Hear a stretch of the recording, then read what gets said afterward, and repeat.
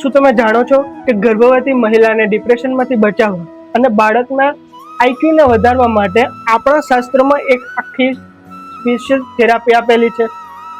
હા, વિજ્ઞાન પણ આજે આ વાત સ્વીકારે છે. આપણી સંસ્કૃતિનો ત્રીજો અને સૌથી મોટો નિયમ, જેને આપણે શ્રીમંત સંસ્કાર અને સાદી ભાષામાં કહીએ તો શ્રીમંત અને બેબી શાવર તરીકે ઓળખવામાં આવે છે. આજના જમાનામાં લોકો આને માત્ર એક સોશિયલ ફંક્શન માનીને ડીજે વગાડીને પૂરું કરી નાખે છે, પણ હકીકતમાં આની પાછળ બહુ મોટું સાયકોલોજી સાયન્સ છે.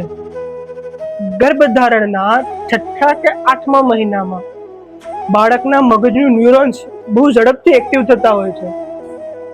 એ વખતે માતા જેવું અનુભવે એવી અને એની સીધી અસર બાળકના આખા જીવન પર થાય છે.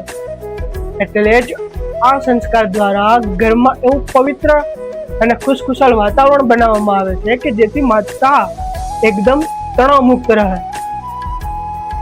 આપણા ઋષિઓએ હજારો વર્ષો પહેલા આ મેન્ટલ હેલ્થનું વિજ્ઞાન સમજી લીધું હતું.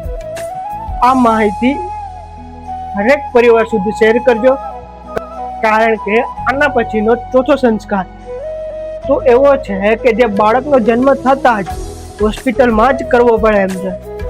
એ કયો છે એ જાણવા માટે અત્યારે જ ફોલો કરી લેજો અને ગુજરાતી પંડિત સાથે જોડાયેલા રહેજો. જય નીલકંઠ મહાદેવ.